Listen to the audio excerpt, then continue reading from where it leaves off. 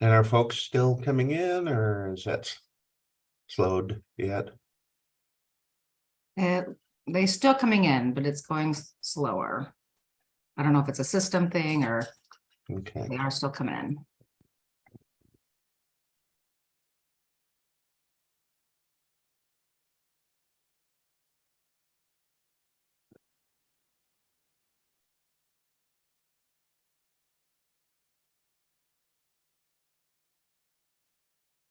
I want to say good morning to everybody who's online right now, and people are still signing into the meeting, so we'll get started in just a moment.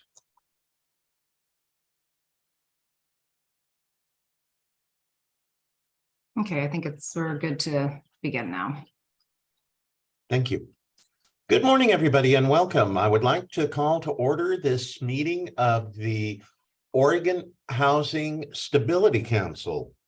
It is a couple of minutes after 9 o'clock on Friday, January 6, 2023.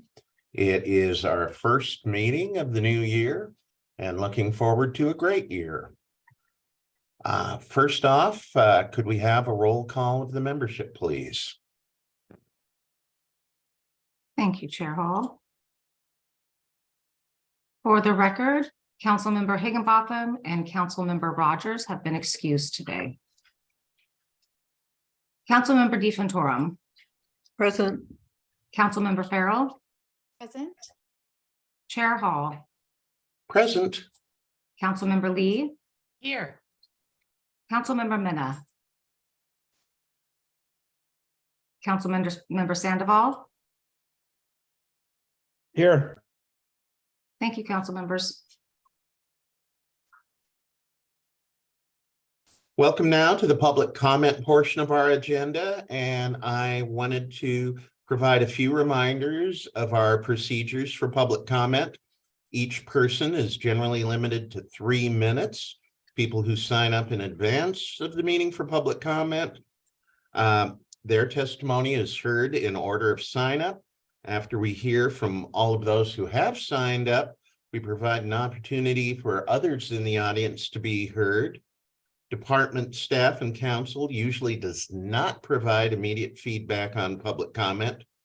And if anyone is unable to provide public comment in this setting, we encourage and welcome written input via email. And I'll note for the record that we received 2 written public comments, which have been circulated to all council members.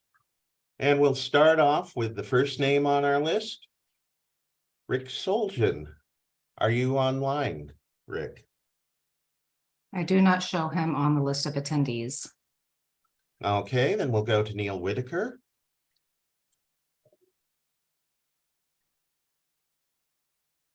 Are you there, Neil? I am. Okay. Respected members of the council, I am speaking again on the continual discoveries of violent felons on the rent roll at the studios at Milepost 5. Since I last spoke, a well-known studios tenant of 4 years was just arrested again on December 14th. This time in possession of an AR-15 rifle, a handgun, 100 rounds of ammunition, forged documents, and distribution amounts of fentanyl and methamphetamine. This made the local paper. He was moved in with a felony auto theft conviction from 2015 that places him out of compliance with Guardian's TSP. He was arrested again while living here in 2020 for another car theft and felon in possession of a handgun. I had reported to the studio's office that both myself and a Portland police officer had seen this tenant in possession of a stolen U-Haul truck on July 12th. The latter years of this armed drug trafficker's tenure here, he was allowed to rent the largest, nicest unit at the studios and was allowed to have 2 of his own private security cameras to surveil other tenants, with a camera capturing an entire hallway and the second camera viewing neighbors at the southeast exterior. While concerned neighbors received an email from Guardian stating that, quote, taking photos or videos of others is unlawful without their permission, end quote. On December 13th, federal HSI agents followed another studio's resident, the carjacker and ankle monitor drug window individual, and associates to another location and were able to confiscate 2 handguns and distribution amounts of both fentanyl and methamphetamine. After my discovery of the Sodomy 1 felon tenant on the rent roll in July, an IRS violation in Litech housing, OHCS apparently did not investigate as to additional felons.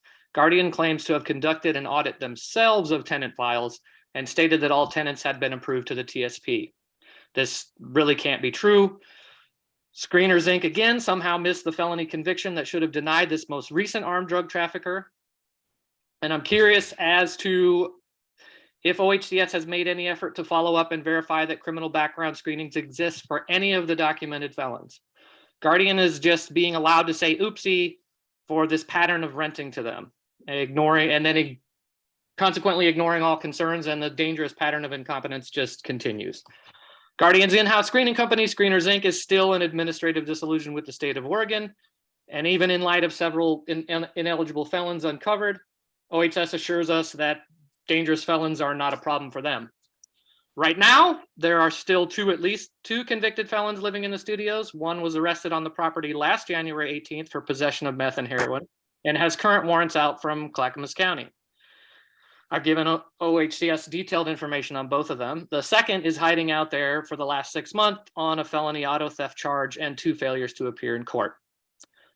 OHCS needs to facilitate a full, transparent audit by an independent law firm of all criminal background screenings by Screeners Inc. since CDP and the hedge fund Aegon purchased the property. Thank you. Thank you. Bonnie Robbins. Hello, good morning, council members, and thank you for taking comments.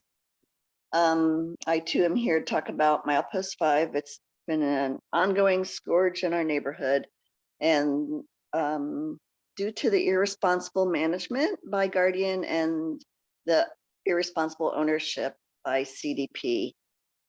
And I'm sorry that OHCS seems to have no other options but to award contracts to such a company. I have a friend, an elderly woman who's been there since before CDP's takeover, and she has been now harassed by squatters who live next door to her, who apparently throw dirt on her door and leave trash outside her door. It's really, it's just sad and hard for us to accept what's going on over there, and the thought of the stress that residents are living with. That's all. Thank you for listening. Thank you. Tom Vincent. Yes, can you hear me? Yes, just fine. Go ahead, please. I'm also speaking as a neighbor of Milepost 5 and a private citizen. About December 22nd, as all of you are aware from our Portland school teachers and neighbors email, they were threatened and followed by yet another long-term squatter / tenant, who neighbors have indicated many times in the past carries a club. You've heard about this before in direct testimony. This is unacceptable. These are the nicest people in the world.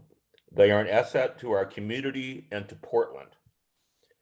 And I imagine that the citizens and taxpayers of Portland and Oregon are not going to be happy to learn that Portland school teachers may be driven out of the city by the sort of events that are happening over there. They've now been threatened and issued death threats by our tenants, squatters, and felons associated with Milepost 5 over 3 times now. You have heard them testify at these meetings to no apparent effect. OHCS has a mandate to provide habitable and safe housing. It is not safe that these sort of events are happening in a building that they have financed. I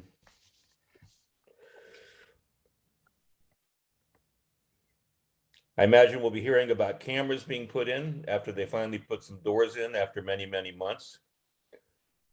I can see for myself that the doors accomplish very little as people just open them and let them in. And I imagine that putting cameras in will do the same if they're not properly monitored, and we'd like to hear a plan about that. We are hoping that you take action soon. Thank you. Thank you. S. Theo Burke. Yes, I'm here. Can you hear me? Yes, just fine. Go ahead, please. Okay, thank you for having me. My name is Theo Burke. I own Unit 307 in the Lost Building, along with Neo and Bonnie and Tom and others.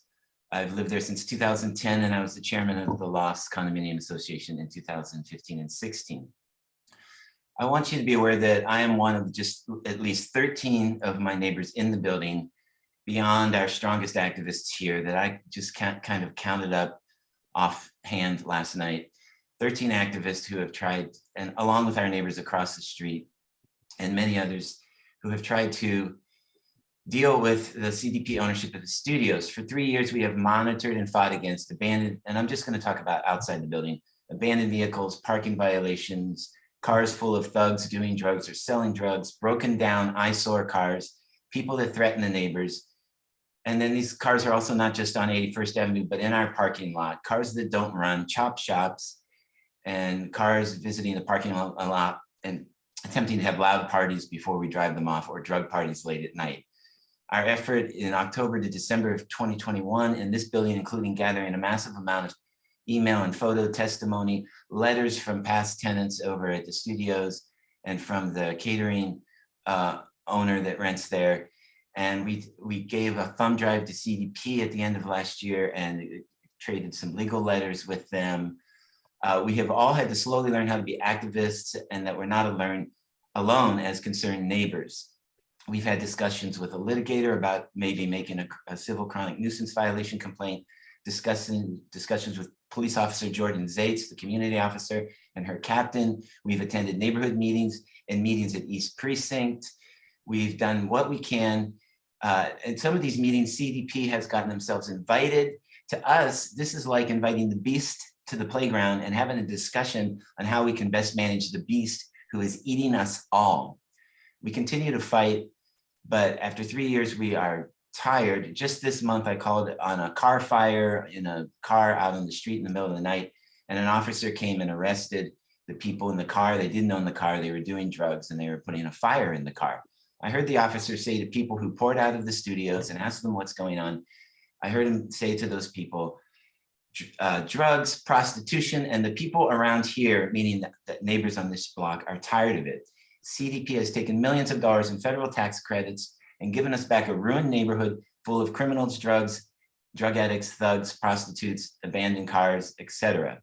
In addition, they have invoiced our community, as it were, for an additional millions of dollars in Portland police time, which includes hundreds of calls to the studios, special missions to make busts, and now a Department of Homeland Security visit. All the while they claim to be an artist community, although we only saw about 3 months of attempting to hang their crayon drawings and colored pencil drawings in the lobby gallery. Excuse me, Mr. Burke, we're Yes. at 3 minutes, so if you could wrap up your thoughts, please. Okay, thank you. As I say, CDP has destroyed our neighborhood while making millions off the effort and costing the city, county, and state millions more. The only solution is to have them leave the building through a chronic nuisance violation or other means. Thank you. Thank you. Is Rick Soljan on the line now? No, I do not see Rick. Okay, we'll open it up to the floor. Anybody who is on the webinar right now but hasn't had a chance. Okay, I see one person has raised their hand. Yeah, please use the raise hand function. If you're on the Yes. phone, you can use the *9 function, and that will raise your hand if you're on the phone. Okay, I'm seeing that we have 3 participants who have raised their hand. Who's first, please? Brianne? Hi there, can you hear me? Yes, just fine. Thank you. Go Hi, ahead. great, thank you. Chair Hall and committee members, thank you so much for your time. I'm a neighbor and a friend of the Milepost 5 tenants over there at the studios. I live at the Milepost 5 lofts. You may have heard my voice before. Please, I am begging you, desist from approving any future projects coordinated by CDP, Community Development Partnerships. The Milepost 5 Studios situation is well known to most of us here at this point, and it's a perfect example of how hedge fund ownership of low-income housing is contributing to reduced living conditions and houselessness in our state. the deplorable conditions and rampant crime empowered by the hands-off behavior of ownership, management, and this government committee do not provide safe housing. The outrageous price of about $6 per square foot. I'm looking at their Craigslist ad right now. It's $839 a month for 126 square feet. This is in disgusting and unsafe housing conditions, and it's not affordable housing. For context, this price that they're charging to live in a crappy apartment with filthy shared kitchens and bathrooms, unsafe to live in, sometimes being occupied by known dangerous criminals passed out in the bathroom, by the way. This pencils out to about $5,850 for a 975 square foot apartment. Now, rent in Portland is high. It's crazy high right now, but you can still get a 2-bedroom, 975 square foot apartment closer in a nicer neighborhood for under $1,800 right now. CDP is charging a mint to low income, disabled folks and artists to live basically on the set of The Wire. Continuing a relationship with CDP flies in the face of your mission. And I beg you, I implore you, I ask you to reach into your hearts and to your minds and take every shred of integrity and care for your fellow man and reassess CDP's influence on the lives of low-income residents in Oregon. Thank you for your time. Thank you. Who's next, please?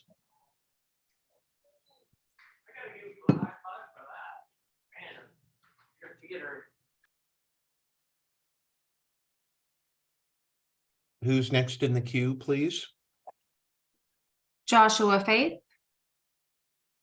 Okay, are you online, Joshua? Are you ready to go?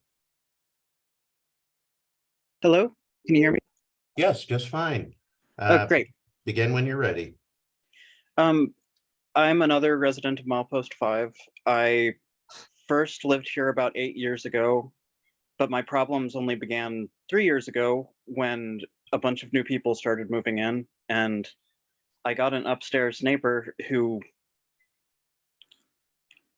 I think is a violent schizophrenic, seems to think I am obsessed with him. He's broken my window, my girlfriend's car window, slept outside my window, slept outside of my apartment. I've told Guardian, Guardian, and Guardian has denied video. When I've sent it, told me to get more video if someone I know threatens people all day long. And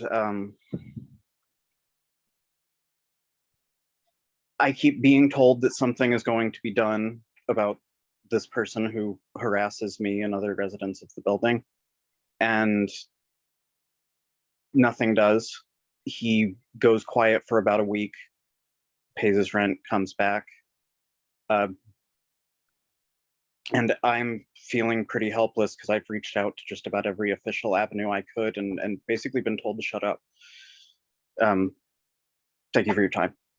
Thank you. Okay, who's next, please? We have Jean. Let's hang on one second. Jean Hendron, go ahead, please.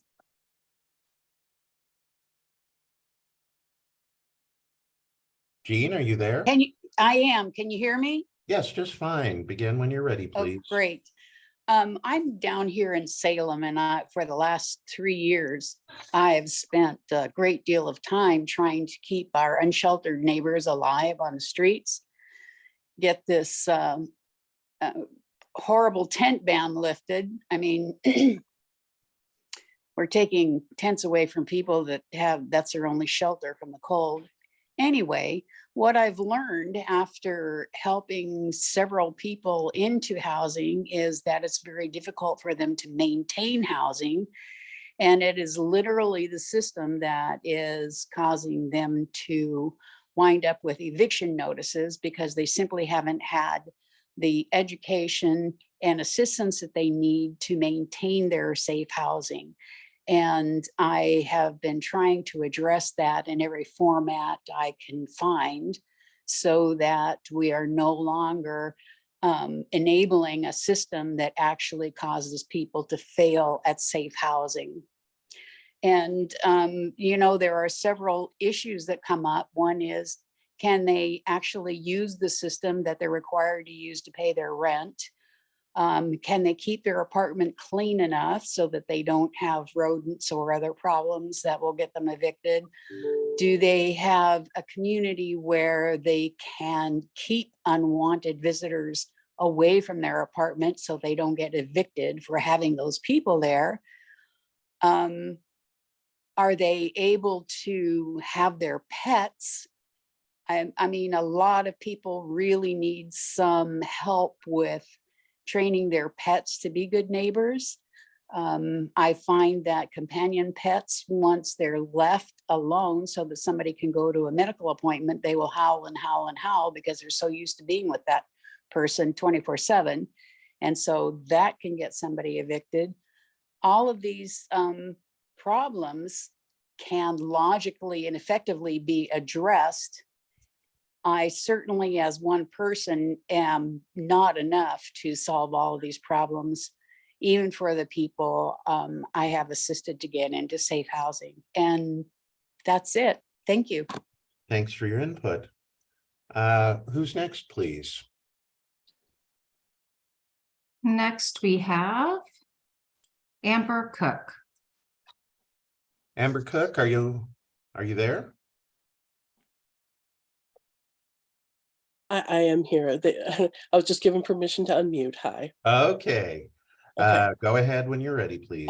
And before my 3 minutes start, I just want to say that I registered last night and I don't understand why, yet again, I haven't been called on for testimony. Amber, I just looked up your registration, and when you registered, you said no to public comment. Okay, that was my mistake then, and I apologize. Thank you very much. You're welcome. Okay, thank you. Yes, hi. The neighbors and I received a letter from the director to address concerns raised by community members at Milepost 5. What I read it, unfortunately, didn't match my experience or doesn't match my experience. The letter starts out saying that Milepost 5 is a housing community that helps mainly artists and creatives have a safe and affordable place to live. Residents have testified here since 2019 that it is no longer for artists. The artist preference was dropped and most have long moved out because Guardian throws away our art. We pay for communal art spaces and our rent we're denied access to. MP5 is now transition housing with no supportive services. After hearing from us for so long, how can someone at OHCS say Milepost 5 is housing for creatives? With dozens of trespassers living in empty units in the attic and dozens more coming in to use our communal bathrooms and kitchens every day and take drugs and perform sex work there with the urine, feces, blood, needles, and trash going unclean for months, as well as the documented host of criminals living in the building and running their businesses out of the building, I'm curious how anyone at OHCS can say that Milepost 5 gives us a safe place to live. It states we heard and responded to concerns about the conditions of the property. We take all complaints seriously and work to address them in a timely manner. In my experience, responses have been rare, brief, and deflective. We've received no assistance on even the worst ongoing violations. How else could we have lived with 3 broken exterior doors for 2 years when OHCS knew about them and never once responded to all of our testimonies and video proof? How is that responsive or timely? It says your safety and well-being are of the utmost. Asbestos, you ignore it because CDP says there isn't any. We show you photos of it and you're silent. We have a large visible roof leak that causes 8 ceiling collapses last year. We send you pictures, hear nothing. OHCS tells CDP in public records, yeah, if you want to raise the rents more than 5% this year, you'll need to get that fixed first. Neighbors do awe-inspiring PI work and uncover an illegal screening company Guardian is running, resulting in at least 5 ineligible tenants here who open carry, bring out the SWAT team, assault us, and bring crime and drugs into the building. And OHCS is silent aside from refusing to do a full audit of Guardian's background checks. Is our safety and well-being really of utmost importance to OHCS? We keep hearing that OHCS centers tenants. We look forward to having that experience. And we look forward to the full independent audit of Guardian that must happen, and it must happen now. Thank you. Thank you. Do we have anybody else for public testimony now?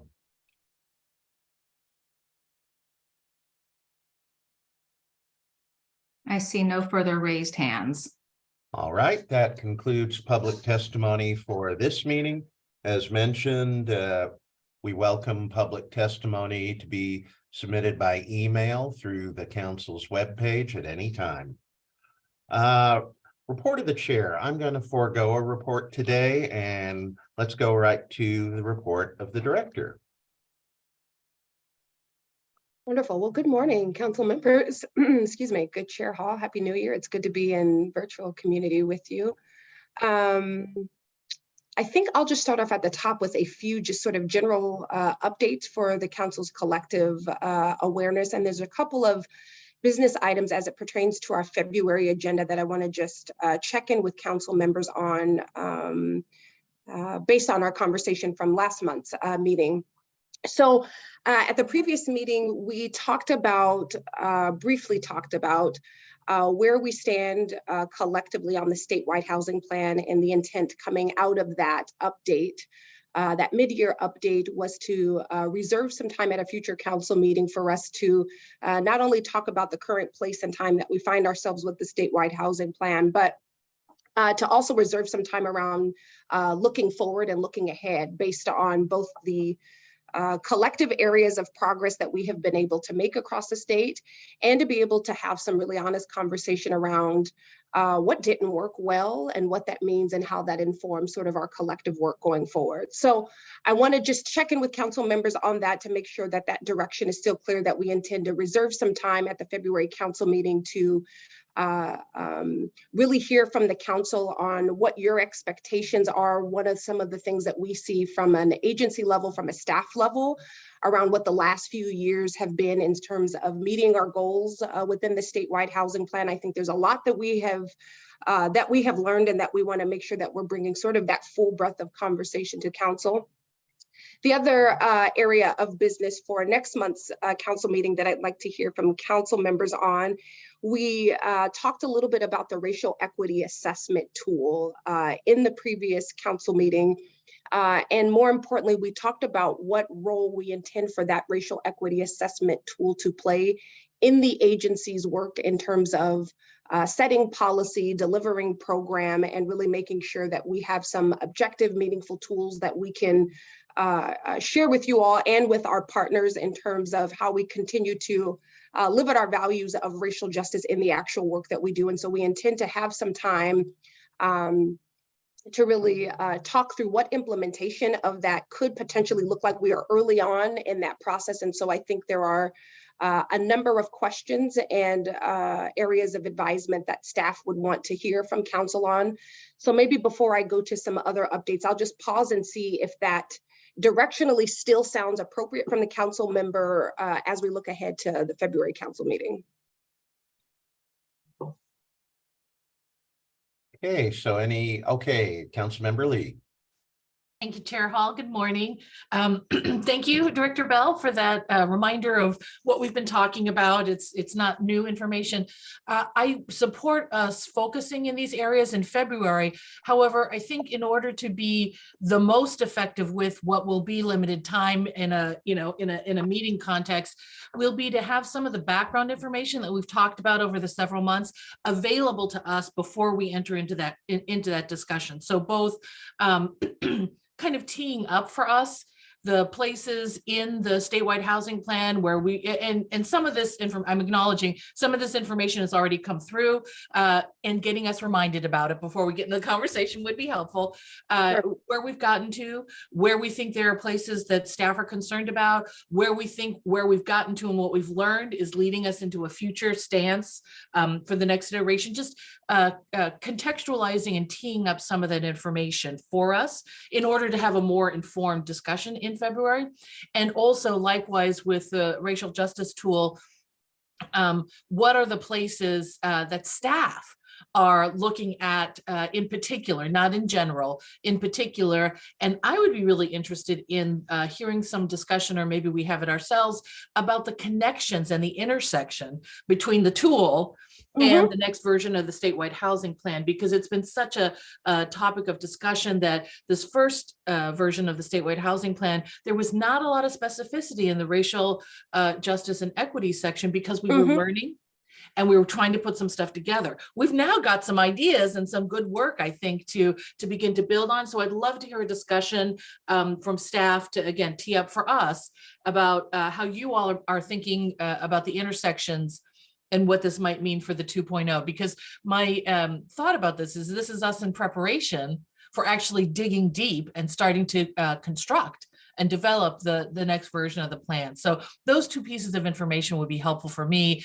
Totally support doing this in February. Thank you. Yeah, absolutely. I appreciate that, Councilmember Lee. And I think in that same vein, I think I want to just echo back that we will, in advance of that February conversation, get some important contextual information and I think some early advisement in terms of what connections we're seeing, just so that the council has how we're beginning to think about it. I would also just bring into this conversation in front of council that one of the things that, one of the needs that we have of council, and one of the ways of going forward that I think will be important and helpful for us and collectively with staff as well, is not always waiting to bring things until they are perfectly polished. I think we are finding that there is a need to start some generative conversation in an organized fashion, of course, to the council, just so that we are in the frame of building something together. We want to be able to have some room for some early raggedy conversation to sort of start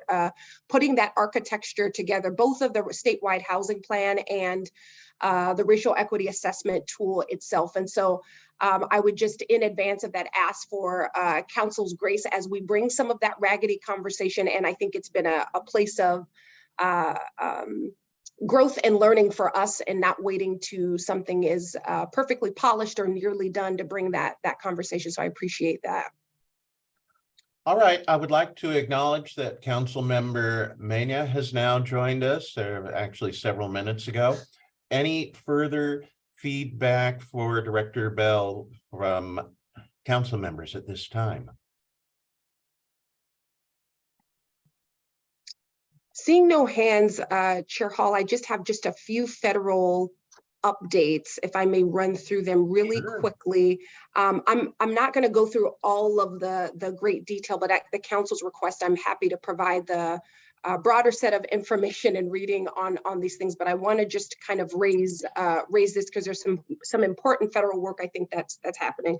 So one, we sent this message out some months ago, but I want to just reintroduce it back in because I think you'll hear more about this from us and from the partnership that we are engaging in with our partners at Oregon Health Authority, which is around the 1115 waiver, which is an opportunity that we have that the state of Oregon has under the Center of Medicare and Medicaid Services to really better leverage and increase the amount of federal resources that we have, really focused on the core elements of social determinants of health. And so what we have been able to do collectively here in the state of Oregon is unique in that there's only a handful of states across the country that will have a housing provision, a food provision, a transportation provision within that waiver. And so the important piece to know is that one, when we talk about integration at the state level, at the system level, and at the local level,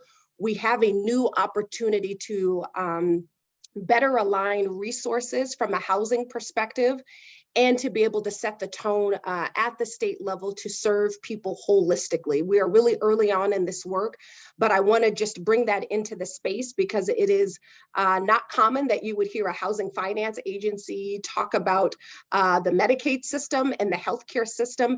But I think, as we all know, when we talk about housing, housing is about not only individual health, community health, self-determination, racial justice, economic growth.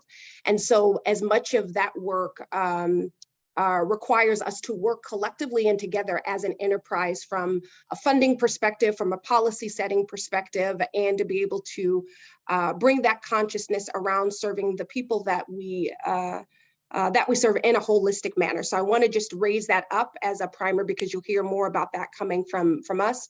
The second piece is related to the Inflation Reduction Act. We may have talked about this in previous council members, but the Inflation Reduction Act essentially established a $27 billion fund under the Biden-Harris administration, and this provides competitive grants to states, local governments, tribes, and certain eligible nonprofit institutions that is really focused on clean energy and climate projects. And so again, as we think about the role of housing from an economic perspective, from a health perspective, also from a perspective of serving people with low incomes, people from a racial justice perspective, I just want to continue to raise that up because this is not only a lot of money, it's $27 billion with a B, to which housing very much has an intersection to that. It also recognizing that some of the through lines that are echoed in our statewide housing plan, much of the conversation that we have talked about in terms of meeting people where they're at, stacking resources, not creating new streams of programs that people have to navigate, meaning that if you're eligible for one program, you are likely eligible and in need of other service arrays. This is a new opportunity that we have to do that. So we're working with a number of our partners, including those at the Department of Energy, around not only how to allocate those resources, but the manner in which we engage community to help devise the outcomes that we're collectively achieving. So that we're seeking to achieve. So you'll hear more about that from us. And then really quickly, I want to just raise for council's consciousness that a couple of weeks ago, Congress passed a spending bill, which has a number of housing provisions in it. There are some housing investments that are specific to rural communities. And then also under HUD, there's a number of provisions in there that include dollars for tenant-based rental assistance, project-based, capital funds, and a number of other things in there. Within that omnibus bill, what was not in there that we were fighting for, we had brought that to council a number of years. There are a number of our partners that galvanized to push for this was around the housing credit. So we talked about sort of the compression around the housing credit as it relates to the 4%, which plays a key role in how we finance affordable housing. We did not get the provisions that we wanted in there.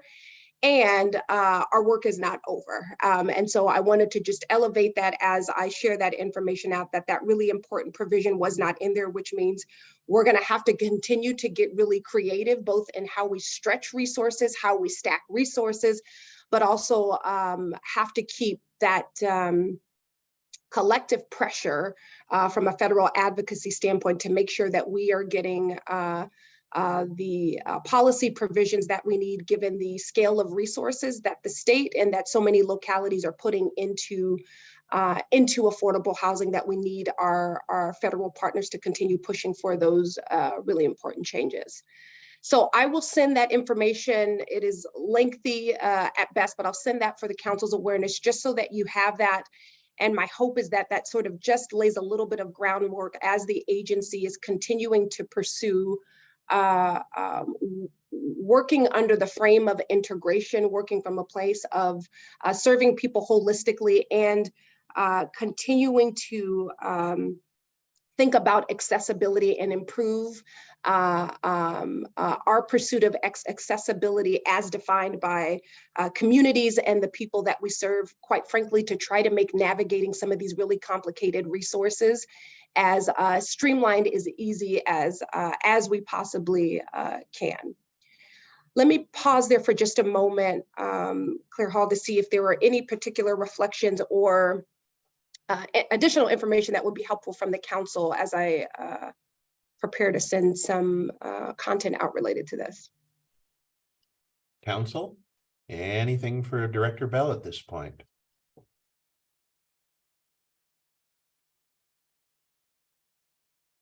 I guess. They're all eagerly waiting for the very lengthy material that will be forthcoming. Well, I Exactly, yeah. appreciate that, and that concludes my updates, Chair Hall. All right, thank you very much. And I want to remind everybody, we're scheduled to take a 15-minute break at around 11:30 this morning, and our target time for adjournment is 1 o'clock.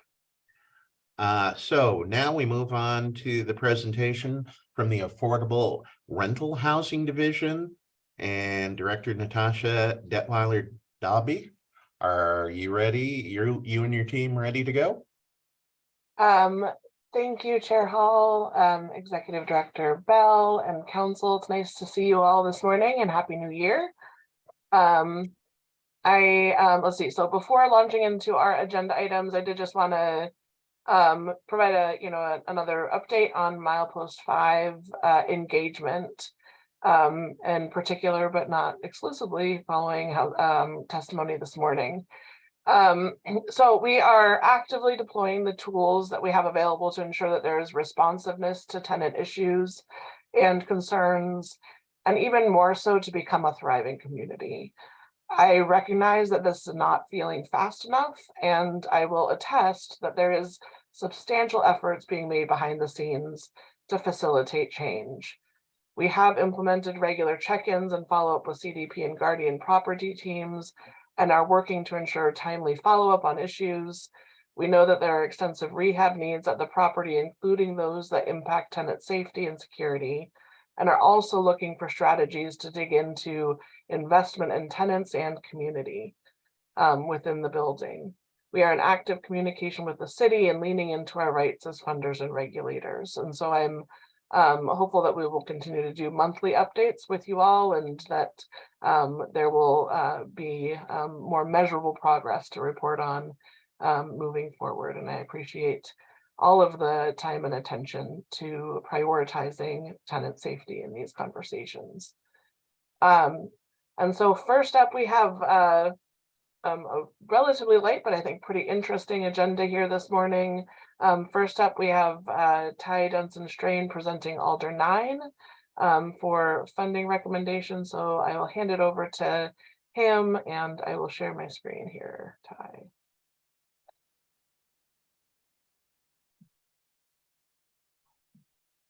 Good morning, Chair Hall, members of the council, Council Director Bell. For the record, I'm Ty Dunson Strain, Production Manager, here to present Alder 9 project for approval.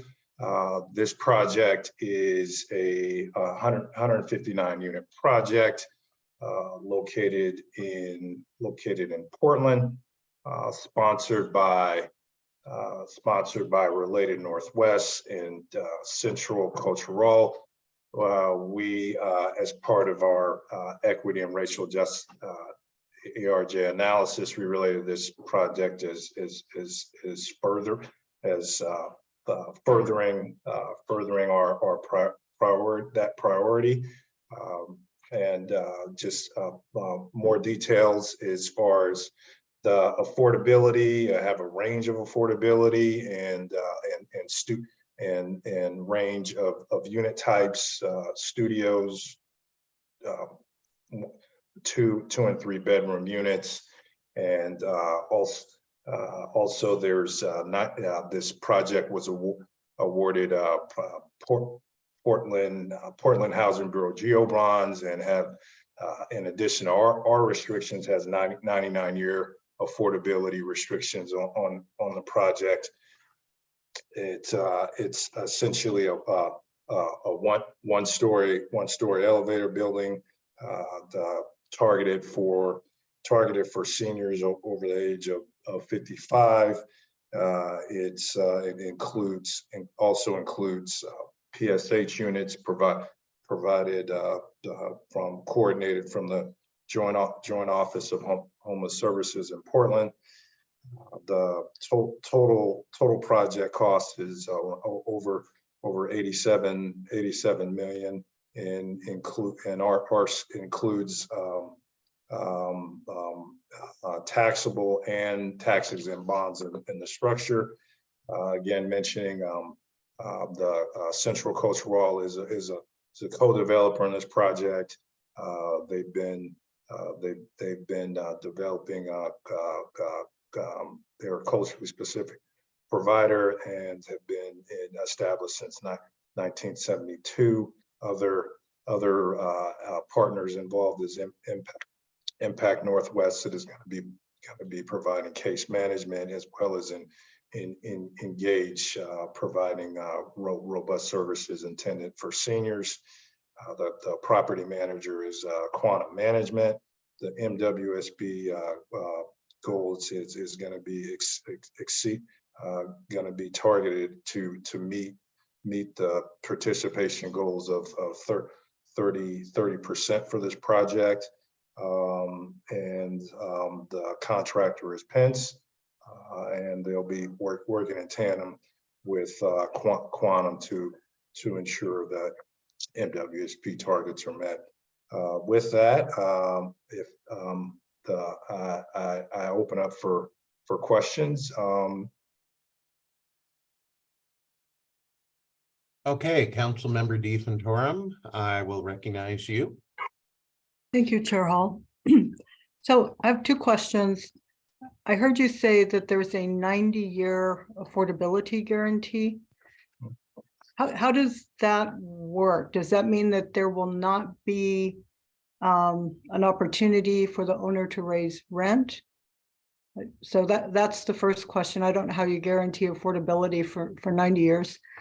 And I also did not see, and maybe I overlooked it in the packet, what the targets are, like how many units are 30% AMI, how many are 60? Is that information that's available to us? Sure. So on page 12, so I'll answer your second question first. So on page 12, we have 55 studios targeted at 60%, and then 62 targeted 60, and 36 2 bedrooms targeted 60, and then in addition to that, Portland, how this gets to your next question. Portland Housing Bureau further restricts the 53 of those units at a lower AMI restriction at 50% AMI for 99 years. So they, so the so how basically programmatically it works is those rents are set at those AMI targets on an annual, on an annual basis for that 99 year term. So rents come out that are published by the department, and then that is the rent that is set for that particular year, and and so and that goes to in a period of 99 years. Yeah, and so I just I think hopefully complement that. I think that duration of affordability is around how long the restrictions on the units will persist. And so the restrictions requiring that they are meeting, have rent set essentially at 30%. There's too many percents in affordable housing, but 30% of a household's income at 50% or whatever the AMI restriction is at the unit. So it's not that the rent can't change, but that the restriction for it to be affordable to those AMI levels will persist for the duration of affordability, which Portland has at 99 years, I believe. Thank you for those answers. That helps me to understand this a little bit better. And I do see that on page 12 now that you pointed it out. So my other question is, in terms of serving low-income people or low-income households, pardon me, is there rent subsidy that's provided, or do they have to, do tenants have to apply for that separately? 50% of area median income, that isn't always affordable for a low-income family. Yeah, so subsidy wise, rent assistance, there's 46 units that are going to be rent assisted that are going to be offered with the project. And then addition, there's going to be another 20 of the 46 is going to have additional subsidy provided for PSH.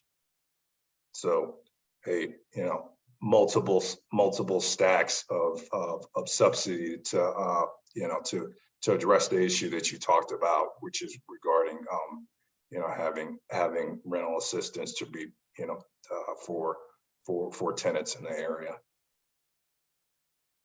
Thank you. Okay, Councilmember Minya. Thank you, Chair Hall. My question is, understand that this is a senior housing project. What is the programming for the 3-bedroom units? You see that there are 6 of them. And also there's some 2-bedroom units, but it's kind of interesting that didn't read anywhere that as to what the programming is for those units. Yeah, so so hold on for just one second. Sorry, there's some construction in the building. So Engage is going to be providing that programming. It's basically going to be targeted towards multi-generational senior living, but I could definitely follow up if with you to get some more details on how they're gonna be rolling that out.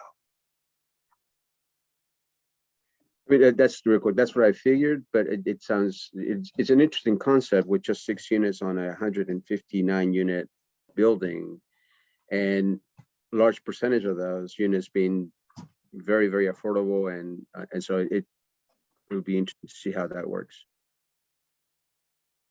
Okay, yeah. So I'll definitely make a note to get you some more details on that. Councilmember Sandoval. Yeah, I'm just curious into why there's only one project this month. The last few months having about an average of 5 projects, which is amazing. So if you could just elaborate on that a little bit. Yeah. Thanks for your question, Councilmember Sandoval. So what it just kind of due to the nature of calendar closings, what we typically see is a bulk of transactions kind of come through during the in tranches, mostly in the middle of the year. Just construction wise, what we see just typically is projects want to kind of time their construction financing closing towards the towards the months that it's more drier. This one is more unique just due to due to the relationship with the fund, with the local funders and having you know, all the funding line up. Timing wise, this is where this is where this landed. But you know, just note that, you know, I think we did close over 38 bond transactions last year, and we are probably, you know, looking at the pipeline. I mean, there's probably not going to be there's probably going to be a similar level of production going forward, and you know, timing wise, as just note that, you know, we just due to the changes in the 4% process wise, you know, we're going to start to see more transactions go through the queue towards the, you know, realistically looking at the pipeline, you know, towards the you know, March, April, May, June timeframe. You know, looking like there's going to be a more packed agenda going forward. And I might take this opportunity to do a little update, I think, on share some information around that updated process. I think, as Councilmember Sandoval indicated, we have done a lot of volume over the past year, with over I think 36 projects funded with private activity bonds and 4% credits, over 3,500 units, nearly 1,000 of those units in rural Oregon, which is really incredibly exciting.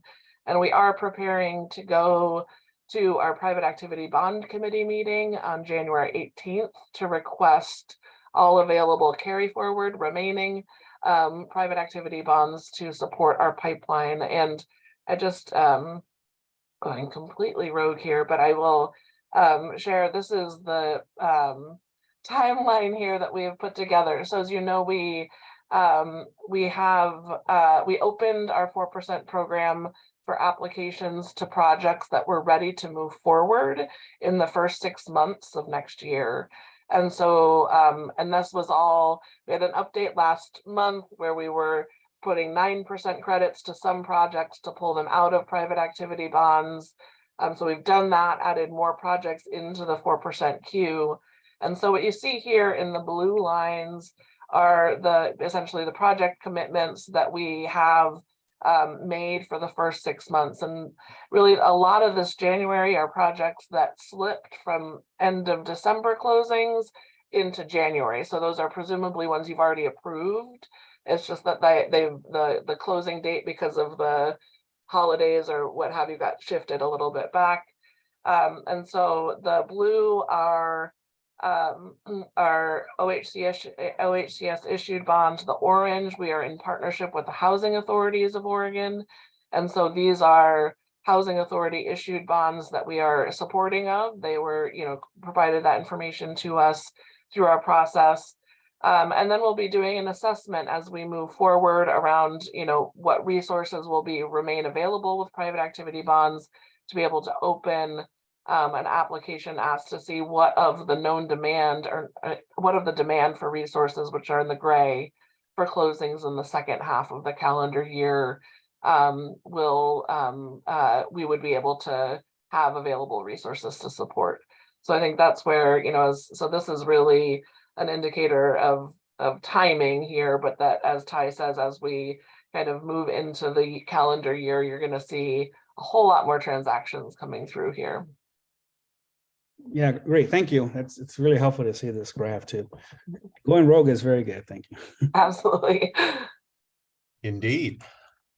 Any more council feedback, questions, comments at this time?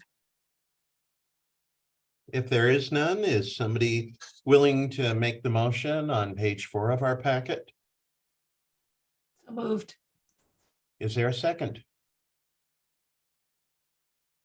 Second. Thank you. Okay, could we have a roll call, please, on this motion to approve the funding for Alder 9? Thank you, Chair Hall. Councilmember DeFontorum, Yes. Councilmember Farrell, Yes. Chair Hall, Yes. Councilmember Lee, Yes. Councilmember Mena, Yes. Councilmember Sandoval. Yes. Thank you. Motion passes. Yay. All right, we've got more to hear from the Affordable Rental Housing Division. Absolutely. So we have here Andrea Mathiasen, who will walk us through the Home ARP, American Rescue Plan funding framework. This is something you've seen from her a few times, and we're kind of moving it into decision-making territory to move forward. So I'll hand that off to you, Andrea. Thank you. I just want to make sure everybody can see the PowerPoint presentation that I've shared on my screen. Yes. Yes, all right, thanks. Good morning, Chair Hall, council members. As Natasha said, I'm Andrea Mathiasen. I manage the Home and Housing Trust Fund resources for OHCS. You last saw Home ARP on your agenda in October, at which point we brought some proposed funding priorities. And so we are bringing this back to you for final review and approval today, along with some additional detail for your consideration. And as a recap, I know that you've heard this multiple times before, but I did want to just go through and provide some background information as a reminder in terms of what the resources are and who's eligible. These are American Rescue Plan dollars that OHCS received in May of 2021. HUD intends them to stabilize chronically homeless populations and those at risk of greatest homelessness. Oregon got approximately $33 million. That includes a 15% admin cap. Our timeline for expending the dollars is the end of September 2030. And then additionally, other home PJs in Oregon also received these resources. And those are, let's see, Multnomah County, Washington County, Clackamas County, Marion County, and the cities of Salem, and then Eugene and Springfield. And their collective allocation is $32 million in Home ARP. So they're doing a similar allocation process to OHCS. And then additionally, lastly, we will continue to get our annual allocation of our regular home dollars, which is approximately $10 million annually. In terms of who can benefit from the Home ARP dollars, homeless populations as defined by the McKinney-Vento definition, households at risk of homelessness, those that are fleeing or attempting to flee domestic violence, dating violence, sexual assault, and then other populations where providing Home ARP assistance would prevent a family's homelessness or would potentially increase their housing stability. And then lastly, veterans and families that include a veteran are also eligible to receive Home ARP assistance. In terms of eligible funding uses defined by HUD, we're looking at the production or preservation of affordable rental housing per current HUD regulations, tenant-based rental assistance. We use Home currently for that. And then supportive services, including homeless prevention services, housing counseling, that's a new Home use. And then also the purchase or development of non-congregate shelter for individuals and families experiencing homelessness. So those are the HUD definitions of who is eligible and the eligible activities for Home ARP dollars. So over the past year, OHCS has been engaging in soliciting stakeholder feedback. We have completed the HUD required gaps analysis needs assessment. And where we are today is recommending a set of funding priorities and an associated framework based on all that data and the stakeholder feedback. So we are proposing to use Home ARP to support a homeless housing response funding framework that, as you've heard previously, includes the development of service-enriched permanent rental housing for homeless populations, And I wanted to just pause there and say that we're using the term service enriched housing to kind of differentiate between that permanent rental housing with services and our PSH permanent supportive housing programs and dollars. We'll be focusing on projects in rural communities where we know there is a need for this type of housing. And then because we also know developing this kind of housing in rural communities can be challenging for a variety of reasons, we're proposing capacity building dollars be associated with the home ARP resources. And part of this kind of in an overarching sense, these recommendations support both the OHCS statewide housing plan goals in rural communities and service enriched housing, and then also racial equity priorities across the state. In terms of the capital resources that we would propose for these dollars, we're looking to put them out in a homeless housing response funding NOPA. Eligible uses would be the development of small projects up to 20 units that would be serving eligible homeless populations in rural communities. Funding limits would allow for projects to be fully funded so that they don't have to have a debt service given the populations that we know will be occupying them and their limited ability to support any debt service. NOFA would prioritize resources for projects that can move forward within 12 months through a demonstration of site control or other resource commitments, permits, etc. And then we are also looking for development projects to be able to demonstrate a commitment to racial equity through partnerships, both to provide services to occupants that would be from communities of color. And then additionally, they will be required to submit the affirmative fair housing marketing plan and talk to us about how they're going to successfully meet OHCS MWESB goals, especially given that they will be in rural communities and sometimes that can be challenging there. So we hear. And then lastly, calling attention in this NOFA proposal to back to the service enriched housing piece, wanting to make sure that tenants are supported with services through partnerships from community action agencies, continuum of care organizations, other community-based organizations, particularly those that might be culturally specific, and then supported with rent assistance from public housing authorities in order to kind of maximize ongoing stability of the projects and the tenants. So as I touched on earlier, these resources will have a rural focus, as is called out in the statewide housing plan. And so we are looking to allocate the dollars accordingly through 3 set-asides, 3 geographic regions that are highlighted in this map. And so you can see the percentages of those set-asides here, with urban communities having, in the balance of state, having a 20% set aside, and then the western part counties in the state having 30%, central counties, rural communities having 20%, and then eastern rural counties having 30%. So the way that that would work in the NOFA that we're proposing is that resources would go out in these set-asides and be held for those specific regions for a period of 3 years, at which time any uncommitted dollars would go out in one last funding NOFA that would be timed in a way that we can meet that September 2030 funding commitment imposed by HUD.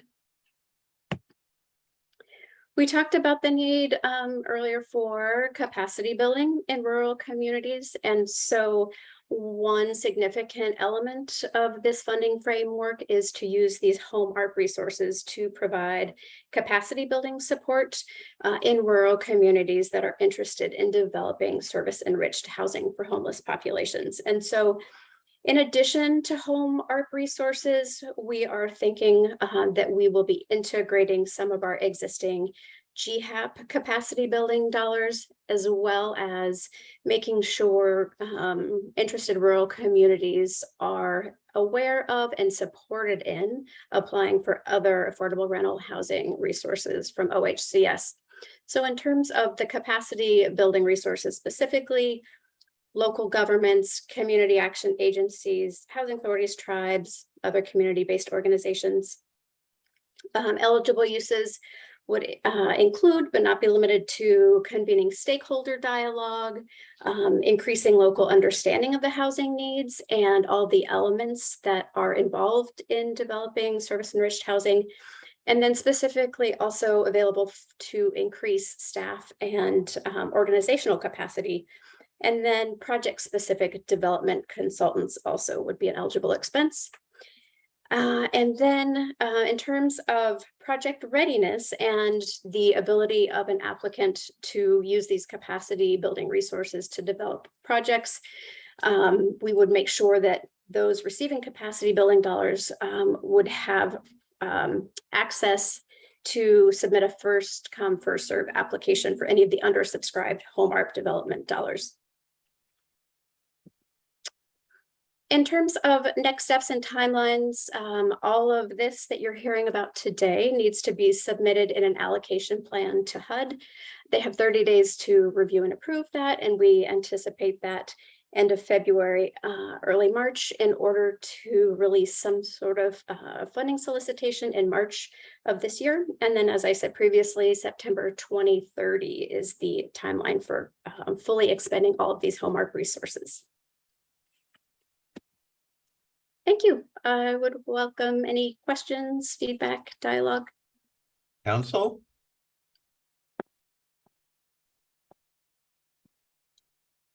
Okay, Councilmember Lee. Thank you, Chair Hall. Thank you, Andrea, for the presentation and the circling back with us from our conversations.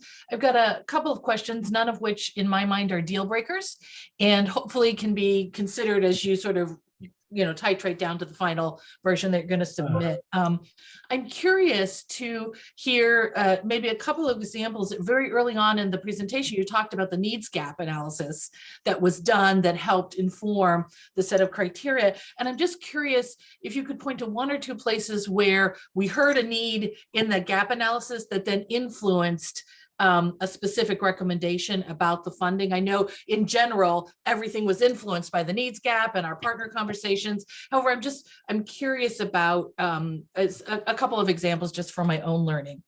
Secondly, I wonder if we can do more to center racial justice and equity in this proposal. As we looked earlier in the slide deck, it was, I think, one of the last qualities of the program and part of a second conversation about the statewide housing plan. So I'm wondering if we can be more overt about that, particularly because we're focusing in rural communities, which I absolutely applaud. We've been very clear about the needs in those communities.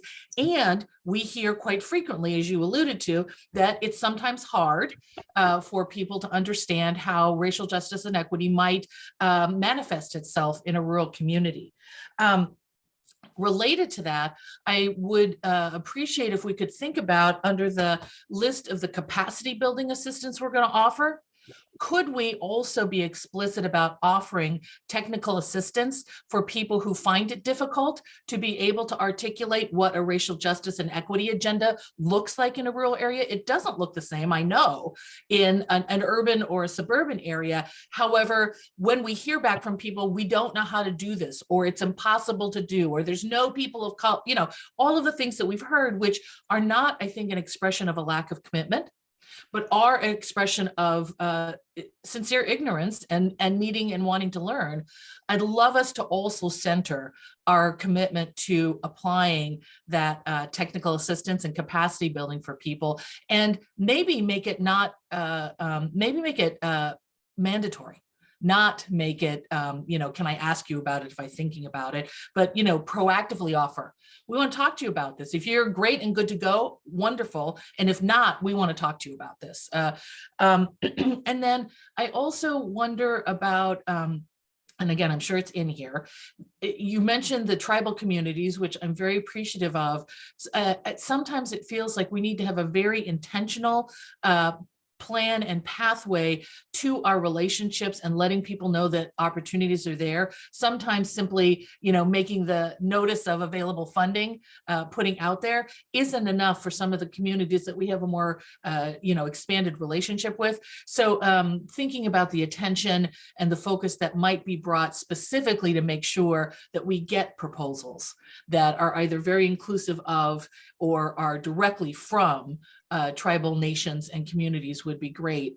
And then the last comment is 12 months readiness to go seems like it will privilege people who have more experience in this area. So we might be in a little bit of conflict here of our goal of trying to help emerging and new people come to the table and be successful here with some of the timelines that are required that says we're going to privilege almost shovel ready projects because 12 months is nothing, right, in a development cycle. So just wanted to point that out. Thank you. I'm very supportive of this. Hey, any more council feedback? Should we take a minute to respond to any of those comments? I'm wondering, Andrea, if you can maybe start by doing you're not interested now, Mary Lee, should we do that? Oh, was that to us? No, I'm completely interested. Okay, and I great. don't want to derail. I thought that was a no, okay. Completely interested. I don't want to derail the conversation and the forward movement. None of these comments were deal breakers. That was all my only saying. I'm absolutely, I appreciate that. And I think it is, I think you're very significant questions. And I think we have some information to put towards those questions right now in hand. And I'm thinking, Andrea, maybe you can speak a little bit to the connection in the decision-making between the needs and the recommendation today. And I also see that Kimye Wayoka, our capacity analyst, who's been engaged with Andrea on this robustly, I think you're speaking exactly to our heart here. So I think we'll want to have some things to say in connection to how we are working to prioritize equity and racial justice in our capacity building. And Andrea, you probably have other insight to add to that as well. So let's maybe start, Andrea, if you can do the connection, and then we can go from there. Thanks, Natasha. Council Member Lee, I think in response to your very first point about the needs assessment, I think I would say that the HUD required gaps analysis needs assessment was very formulaic, and it was really about the number of beds and the number of people, and kind of it reflected what we all know to be true, which is that the need and the demand far outweighs current available inventory. So most of the, I think, substantive factors that were incorporated in this proposal had to do with the stakeholder feedback that we heard. We had a variety of conversations with community action agencies, continuum of care organizations, and then public housing authorities across the state.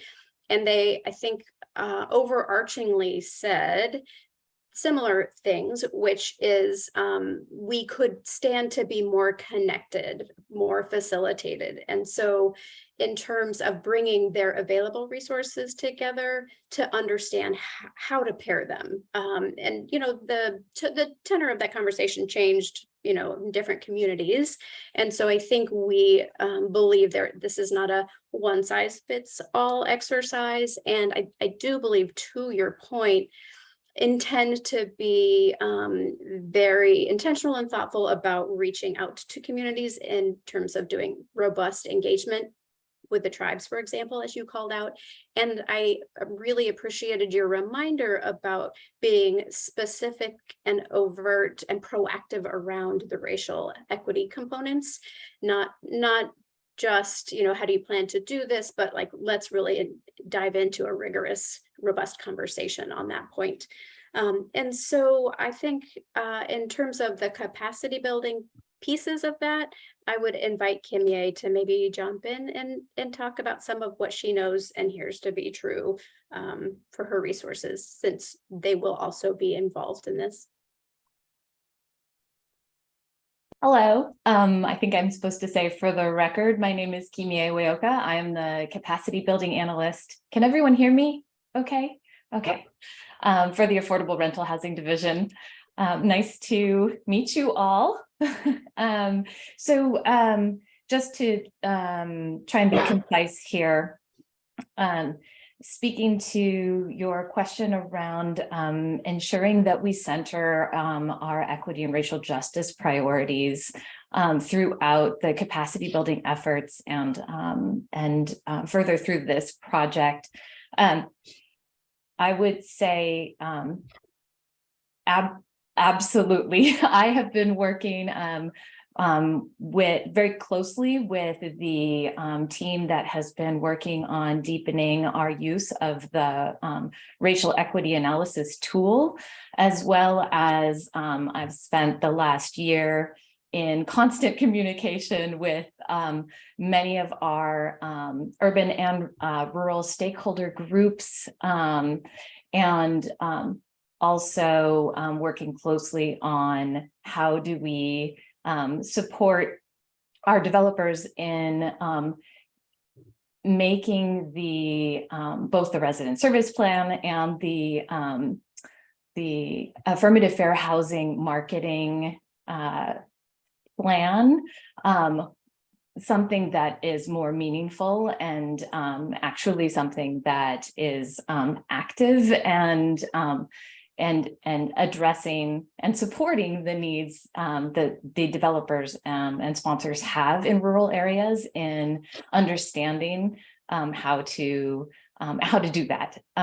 So training and technical assistance will absolutely be part of it. Our hope and our goal is to align the eligible uses of these GHAT capacity building funds for this project with our general eligible uses, excuse me, for the funds, which have been very intentional and thought out and guided by stakeholder feedback as to what they need to be able to use capacity building funds for. And there's some difference between needs in rural areas and in urban areas, but there are some through line pieces there as well. But additionally, the conversations with the tribal nations, we have been meeting regularly with the Tribal Housing Work Group, OHCS's Tribal Housing Work Group, and keeping them informed of our capacity building priorities, as well as being informed by them in developing those. I have had a number of conversations with development directors for the tribes that have them, and then the really overburdened staff who are trying to tackle housing in the tribes that don't have them at all. So I have a good sense of what the capacity building needs are and how they need to receive the funds in order to be able to use them effectively within their own systems and structures. So these are all things that we absolutely are looking forward to putting into action, and I welcome your input and thoughts and wisdom as we move forward in actually hammering out some of the details and doing this in a thoughtful way. Thank you, Kimie. And I will flag that we are, let's see, we will, as a follow-up from last month, we'll be bringing our MWSB analyst in next month for an update, and Kimie and team have talked about bringing a capacity update in the next, I won't commit her to next month, but I will say in the next month or two, and we will decide that after this. But yeah, I think that those commitments are resounding. And I also, Andrew, if you have other thoughts, but in terms of prioritizing readiness, I think, versus the holding resources to these emerging groups. And it's a critically important question. I think on the one side of the coin, there is an emergency need for housing to serve homeless right now. And I think wanting to make sure that we can be responsive to that and grow and foster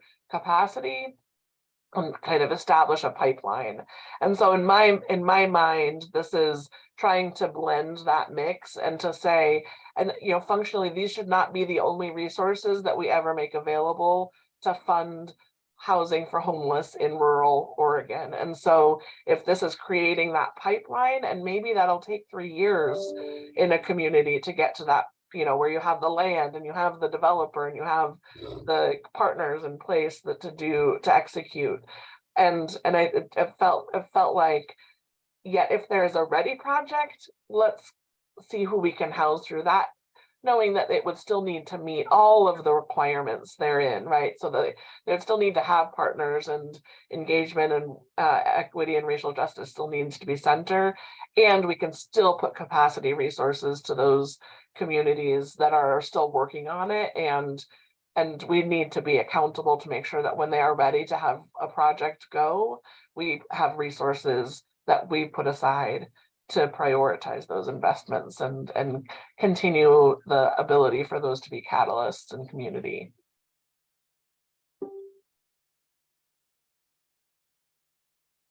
Okay, Councilmember DeFontorum. Yes, thank you, Chair Hall. Thank you for the presentation. I just want to call out real quickly, pardon me, that in tribal communities specifically, it's often not a lack of capacity. We're very rural and we're very small staff. There simply isn't more people to recruit and build capacity. And I know that from my experience, and where our challenges lie it isn't really capacity, but I don't want to derail the conversation too much, but I just want to call out that, like, when we see this barrage of competitive advertisements, you just aren't going to get a huge response from tribes because we're all doing multiple things already. When we talk about systemic change, it needs to be something that really acknowledges and embraces how we do business already, not try and change how we do business to fit a program criteria. And often at least that's how I translate things when I see them. And, tax credits is a good example.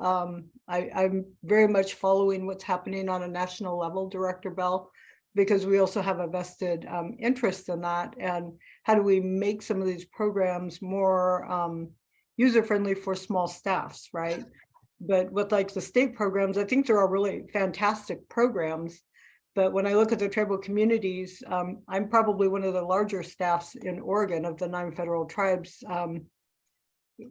It's not that we don't have capacity, we're just maxed out on how many different directions we can reach. And so instead of trying to fit us into a system that maybe does or maybe doesn't work all that well, why don't we look at the system changing to fit and acknowledge what we're already doing really successfully? Thank you, Councilmember Lee. Okay, thank you. Okay, Councilmember Farrell. Couldn't have said it better myself. I think sometimes people hear the word capacity and they think, oh, they don't have the skill set. That is not the case with a lot of the rural communities. The skill set is there. It's the FTE, it's the manpower, it's the hours. So like an example would be our recent monitoring from our community action agency conversation. I mean, the level of monitoring is on par with an external independent audit. And I just think there is a perfect opportunity to tie those two things together. If you're already doing an external audit that's reviewing your general ledger and all of those things, that should be sufficient. I mean, I agree one of the two needs to happen, but I find that agencies like ours are in perpetual monitoring mode.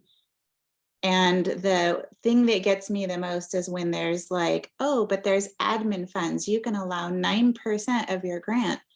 I can't hire 9% of an FTE. I have one person who can help me with this, or possibly like 2. So the capacity is really around just available FTE. And for example, like posting positions for skilled and experienced people to assist with things like bookkeeping. I mean, it could take a year to hire a qualified person in a community like ours. There's no affordable housing for the working class. None. Like we can't even hire doctors, we can't hire nurses, we can't hire teachers.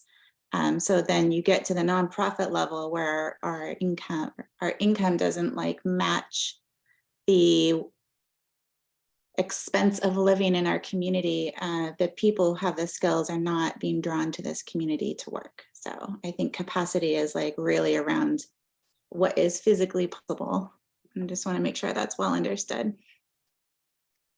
Chair Hall, may I add one thing just very quickly? Because I think this conversation is going to be sort of the denominator of a lot of conversations and work that we are engaged in, just very quickly, because both the points that Councilmember DeFontorm and Farrell are reflecting and uplifting have been very consistent in many of the conversations I'm sure that Kim Ye has been part of, and some of the conversations Natasha and I have been a part of. And I think as we think about this in the context of the statewide housing plan, I would just say, while that plan offers a lot of great ambitions in a lot of areas that have helped guide us, it's also important to acknowledge that this plan itself is not a business plan. And so when I say that, it doesn't get to the nucleus of the how we facilitate those things, which don't always feel like the most exciting conversations. But over the last few years, I think what we're finding is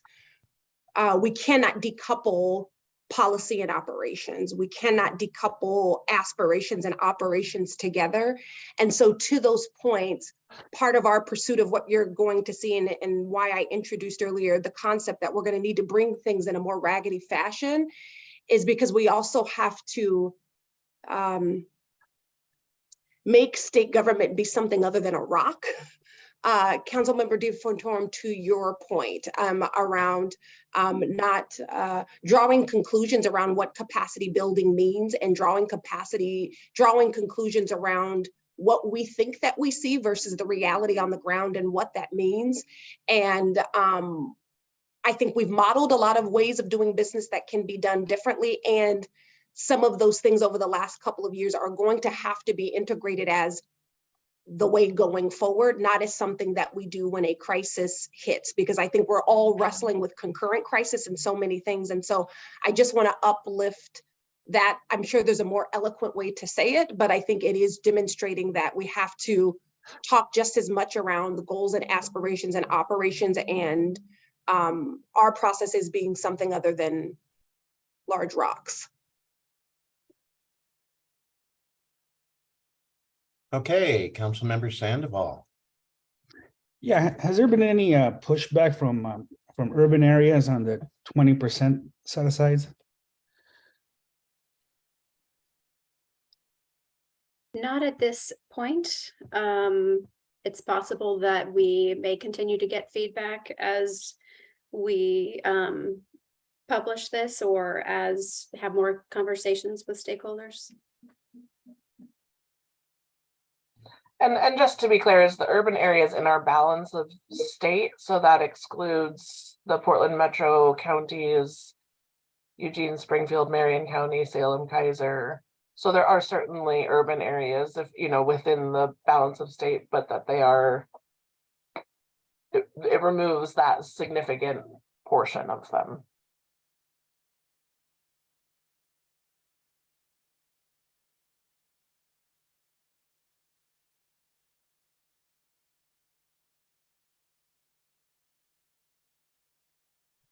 Chair Hall, looks like you may be on mute. Sorry, I was. Anything more from the council at this point on this presentation? Let's see.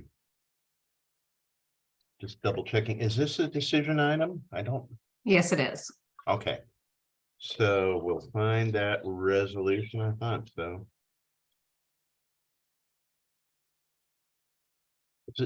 It's not as thick as usual, but it's still a thick packet. So I'm sorry, what page is the resolution on? It looks like it's on page 15 of the packet of Okay. the PDF at least. Yes. Yes. Okay. So would somebody like to make the motion on page 15 to approve this So moved. proposed funding framework? So moved. Councilmember Lee has moved and we need a second, please. Second. Okay, can we have a roll call now, please? Thank you, Chair Hall. Councilmember DeFantorum, Yes. Councilmember Farrell, Yes. Chair Hall, Yes. Councilmember Lee, Yes. Councilmember Mena, Yes. Councilmember Sandoval. Yes. Thank you. Motion passes. Okay, on to lift resource allocations. Yes, thank you very much. And I'm excited to move forward with all of these things. Let's see. So next up, we have Becky Isom, the LIFT program, senior program analyst, to talk about just updates to the resource allocation. We had brought the original one, so felt like the updates should come back as well. I'll hand it off to you, Becky. Good morning, Chair Hall, Housing Council members, and Director Bell. For the record, I am Becky Isom, Senior LIFT Program Analyst for the Affordable Rental Housing State Development Resources section. I am pleased to come before Council today to ask for an approval to incorporate returned LIFT funds from the 2021 and 2022 rounds into the 2023 NOFA. Part of this request is a direct result of the recent approvals for switching out 4% LIHTC and private activity bonds for 9% LIHTC and 2 LIFT projects. The return funds from these 2 projects were originally in the urban and rural set-asides, so we were proposing adding these additional funds to their respective LIFT-only set-asides. The second request is because a project return funds awarded in 2021. This is from a 4% LIHTC private activity bond project that was located in the Portland region. So we are proposing adding these additional funds to the Metro allocation previously approved by Council in May of 2022. If you have any questions on the material, I'm happy to answer them. Otherwise, I ask that you consider the motion on page 19 of this month's packet.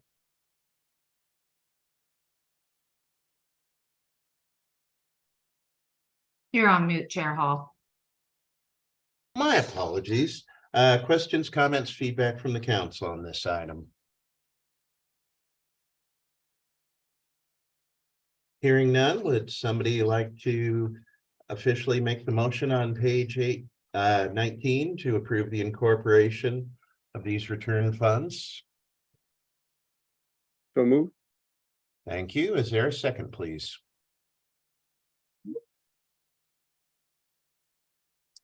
Anybody? Second.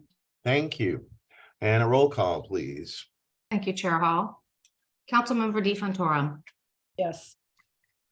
Councilmember Farrell, Yes. Chair Hall, Yes. Councilmember Lee, Oh, she sent me a message that she needed to step out briefly. okay, So, Councilmember Mena, Yes. Councilmember Sandoval. Yes. Thank you. Motion passes. wonderful. Well, Thank you, Council. thank you, Rebecca, and thanks everybody with the Affordable Housing Division. Oh, we're actually one of those rare meetings where we're significantly ahead of schedule. So why don't we take our scheduled 11:30 break right now and ask everybody to please be ready to reconvene at 15 minutes from now at 10:55. Until then, we're in recess.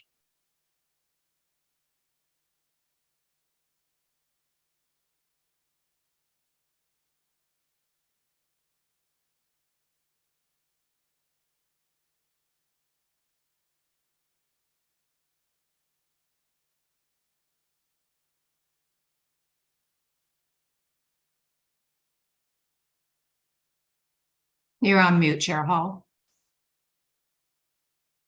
This hasn't been my morning for the mute button. Oh, well. Let's see. Looks like we've still got council members returning, so we'll maybe give it another minute or two more and then reconvene officially.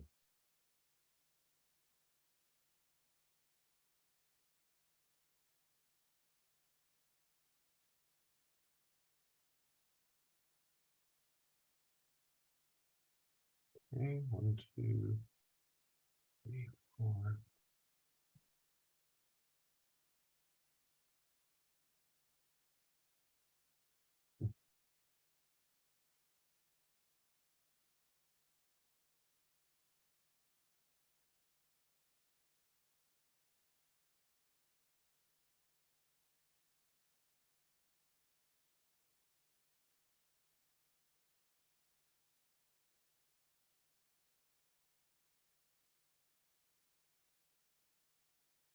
let's reconvene this meeting of the Oregon Housing and Housing Stability Council for Friday, January 26, 2023. It is 10:57 a.m.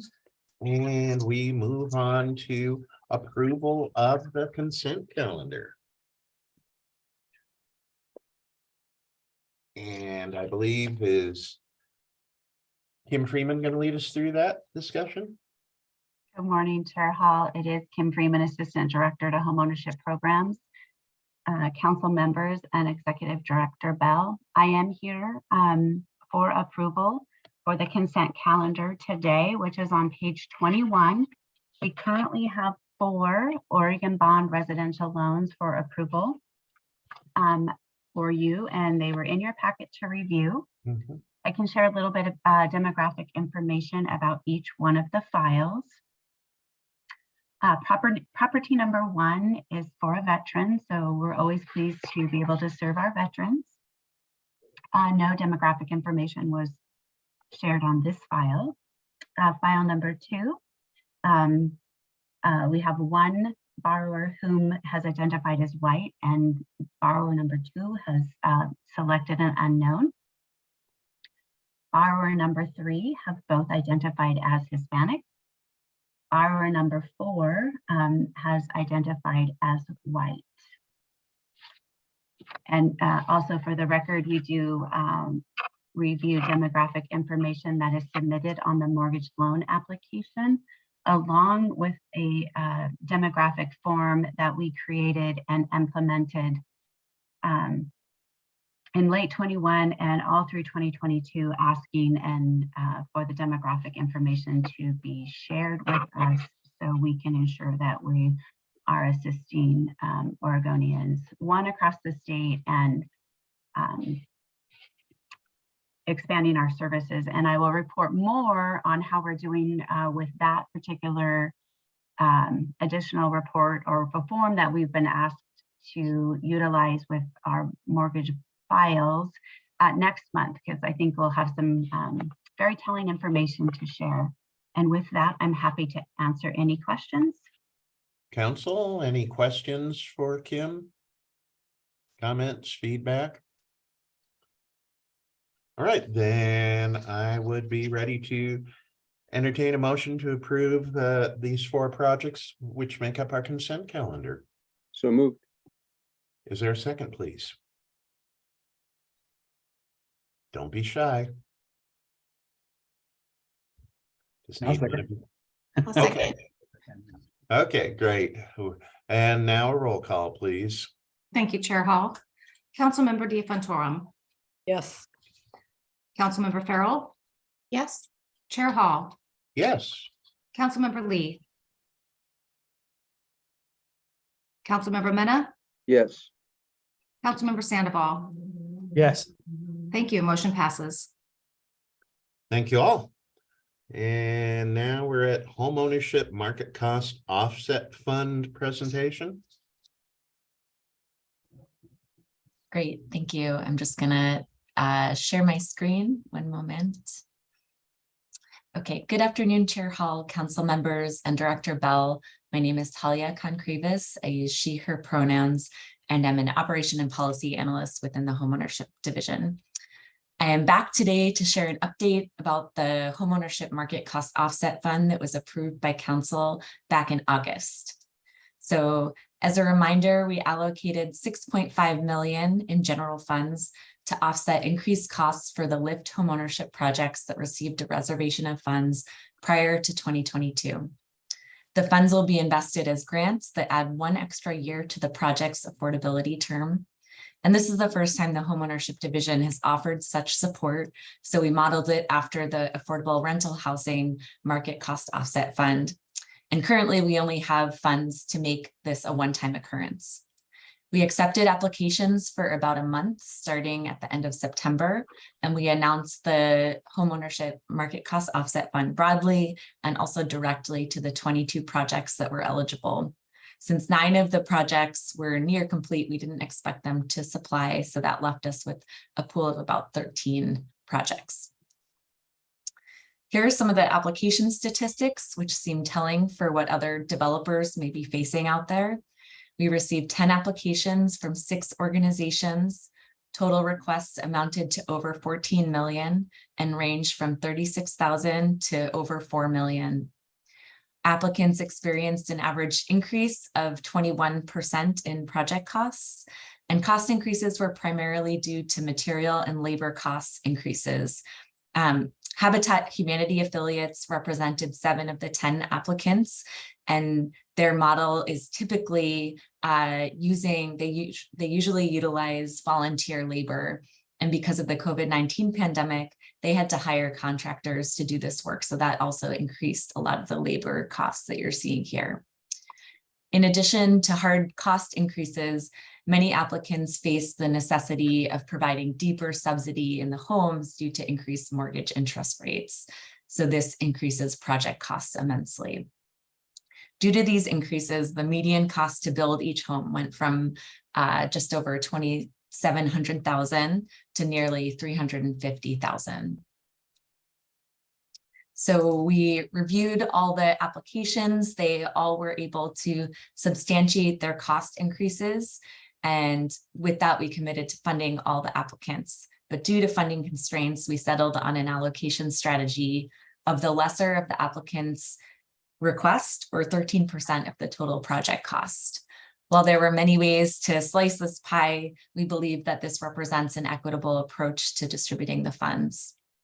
5 of the applicants got over 70% of their total ask, and the average approval amount was just over $650,000. I'm happy to go into more detail about the awards. There's a table with more of a detailed breakdown in today's meeting packet, but I'll leave it broad for now unless there's further questions. And all applicants were notified of their awards by mid-December and are now in the process of signing grant agreements. It's worth noting that this funding will support the completion of 157 homes for purchase. So with that, I'll open it to questions, but this is just a briefing, so no further action is needed. Questions from the council?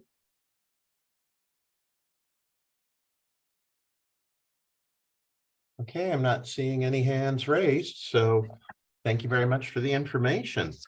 Thank you.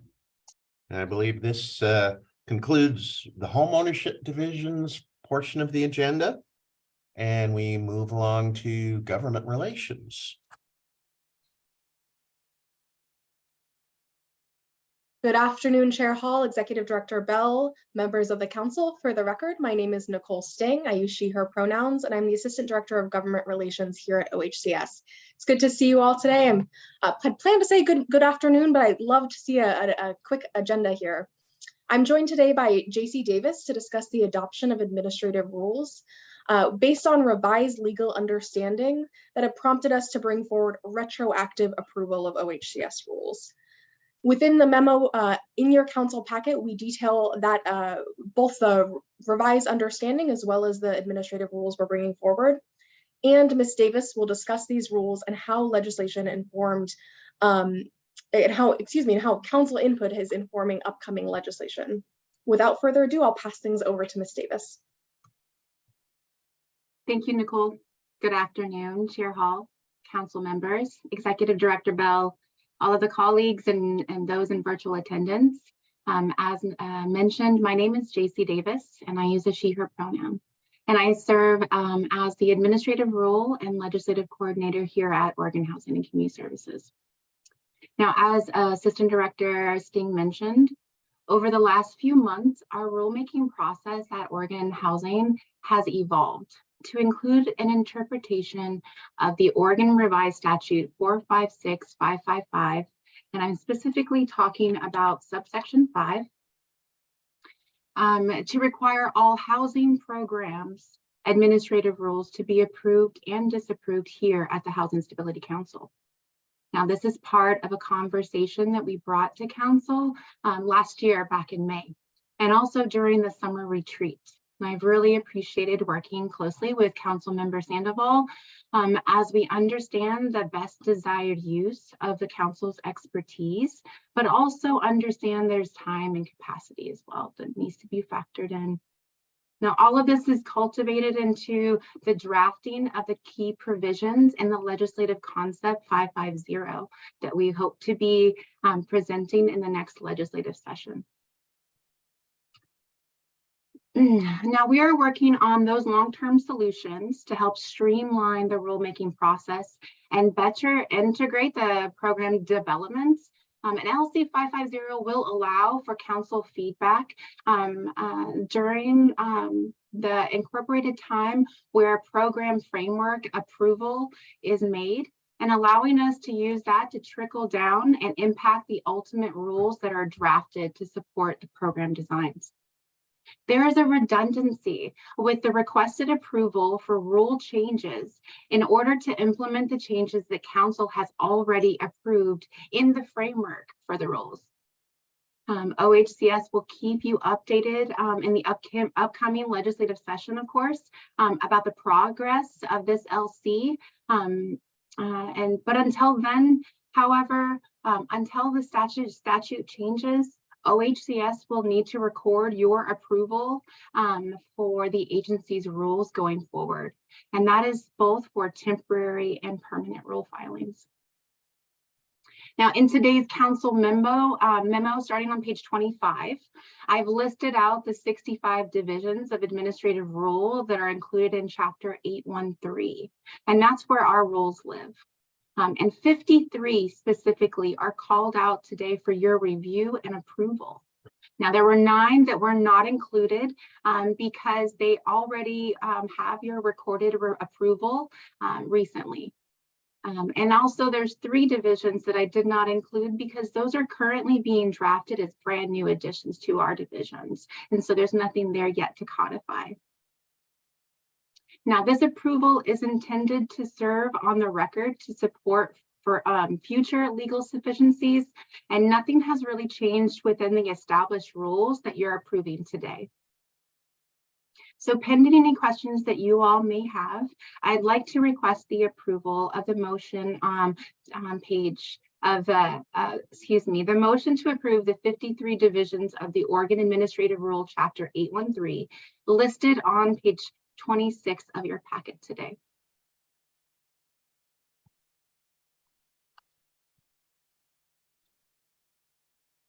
There I go again. Questions or comments from the council? Councilmember Sandoval. Yeah, I just wanted to thank Casey's work on this. I mean, this is pretty tedious kind of work, but it's really important to kind of clarify what the roles of the council is. And I also want to thank Nicole as well. So, but yeah, this is really important. And so I think now it's very clear. Thank you. Hey, anything else from the council? Councilmember Mena. I would just like to second Councilor Sandoval's comment. It is a tedious work, and but we've been asking for some clarity and some help, and this is right up that alley. So thank you for all your hard work on this. Okay, anything else from the council here?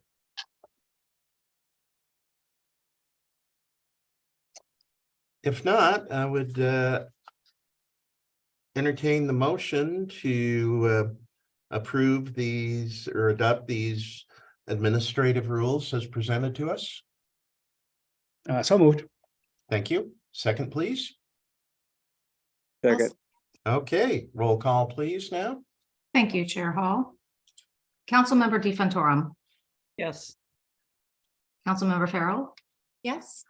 Chair Hall. Yes. Councilmember Lee. Councilmember Mena. Yes. Councilmember Sandoval. Yes. Thank you. Motion passes. All right. And now we move along to the Housing Stabilization Division presentation, and Director Jill Smith.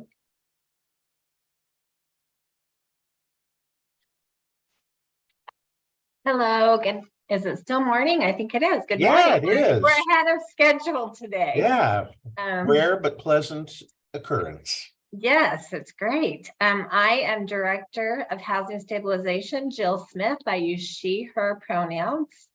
And we're excited to be here this morning to talk to you about the framework that was described in this memo for approval of the investment into homeless management information systems planning grants through the continuums of care. And with me this morning is Assistant Director Lisa Stewart over planning and evaluation. Excuse my voice, I've been really sick. I'm just going to do a very brief introduction and then turn the meat of this presentation over to Lisa. Staff is seeking your approval of these grants, and these grants will be used to support capacity building within Oregon's continuum of care programs.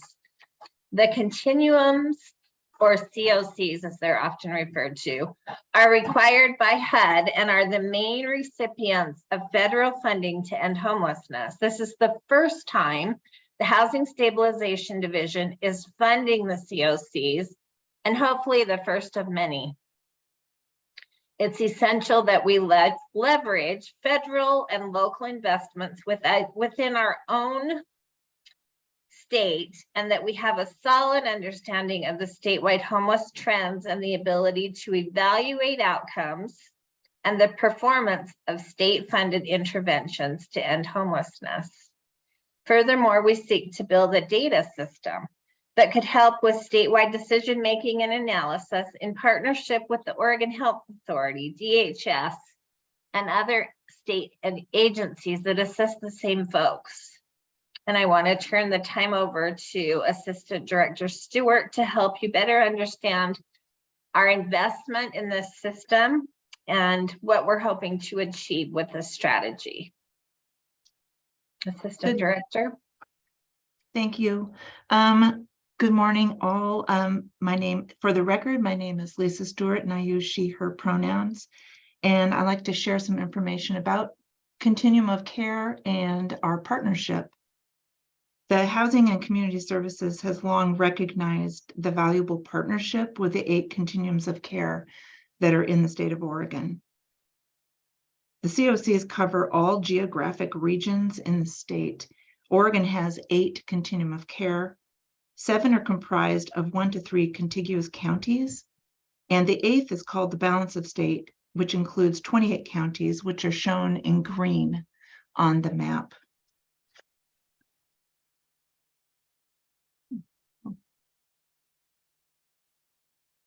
There we go. COCs are the de facto lead strategic planners for homeless services in their geographic areas. They are responsible for assessing and supporting services that endeavor to make homelessness rare, brief, and non-recurring. COCs promote community-wide planning and strategic use of resources to address homelessness.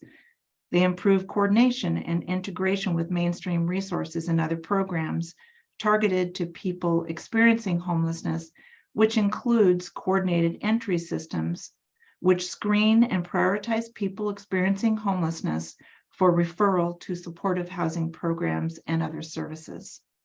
And they maintain and manage information systems, which continually improve data collection and performance measurement. A COC is designated by HUD Continuum of Care to apply for funds. Only nonprofit organizations, state and local governments can be designated as a COC. COCs receive funding from Housing and Urban Development, or HUD, which they apply for each year to renew existing grants and to compete for new dollars. The 8 COCs received $46 million in the 2021 grant. The funding is used for specific homeless projects, including permanent and supportive housing and rapid rehousing, which is a short to medium term supported rental assistance program. Those have 89% of the total award. Another 8% of the total award go to a series of projects, joint transitional housing / rapid rehousing projects, transitional housing, supportive services projects, and planning projects. The remaining 2% of the total award, which is less than $700,000, goes toward homeless management information system. So, which is a very small amount.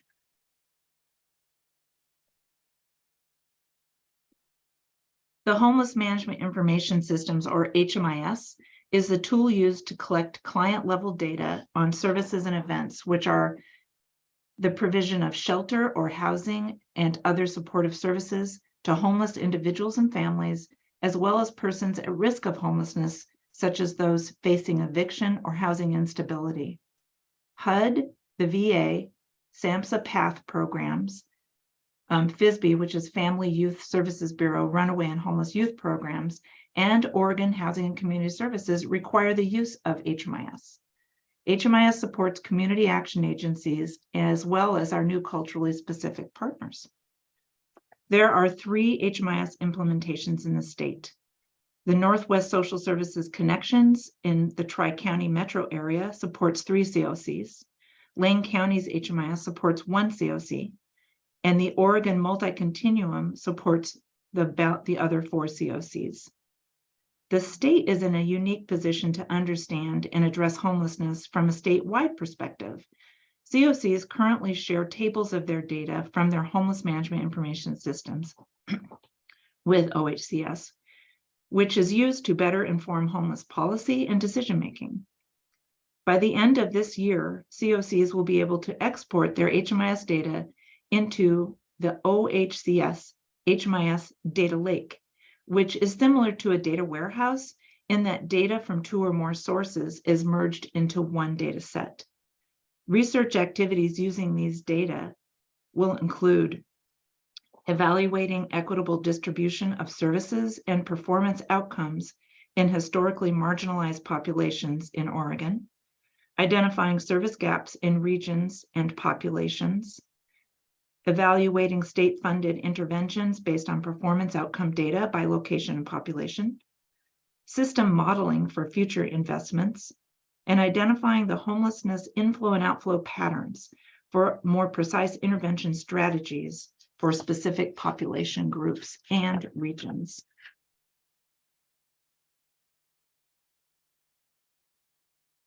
The COC capacity investment grants will be used to improve data quality and completeness in the homeless management information systems and increase their capacity to provide complete and accurate information for reporting and system analysis within their own COC and statewide with us. The grants will be used to improve data collection methods that inform programmatic improvements, develop data quality plans and HMIS data literacy training plans and materials, translate materials for culturally specific organizations in the HMIS, add new HMIS participating partners, review and improve data governance policies, and determine end user license technology gaps. Also be used for purchasing additional HMIS end user licenses, computers, devices, and data plans for HMIS end user connectivity. Purchase licenses with an associated HMIS user resource library or tech support ticketing software. It'll be used to establish or expand organizational outreach efforts and engagement to identify homeless service providers who are not yet participating in the HMIS, to cultivate new partnerships and relationships, and develop client-centered pathways to provide services to those seeking support, and to hire additional staff to support identified gaps in service delivery and to increase the agency's capacity to maintain a quality HMIS. So our partnership with and investment in homeless management information systems is the galvanization of partners who work together to end homelessness in Oregon.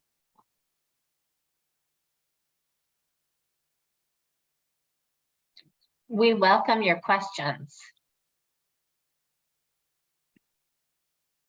Council, any questions? Councilmember Diefentorum. Yes, thank you. So my understanding is this is awarding funding simply for data collection. Is that correct? It's awarding funding for capacity building linked to HMIS work. So it would depend on what the agency needed. If they needed staffing to do that work, or if they needed technology, they can choose to invest in the system based on their needs. But the end goal is to have additional capacity to enter data into the HMIS system. Got it. Thank you. Follow-up question. How does this align, or does it align with the work and the findings of House Bill 2100 Task Force? Lisa, do you want to speak to that, or would you like me Yes. to address that? The task force has goals to have services equitably available and with equitable performance outcomes, and having a system that allows us to evaluate the resource distribution and outcomes statewide is key to being responsive to House Bill 2100. This grant allows the HMIS system statewide to have the capacity to be responsive in that way. Councilmember DeFentorum, I just wanted to elaborate a tiny bit and say that we want to invest in agencies' abilities to do this work so we can do the analysis that's the charge of HB 2100 Task Force. I think we need to be a full partner investing in getting those solutions and finding those solutions. Understood. That makes sense. Thank you. Other council questions?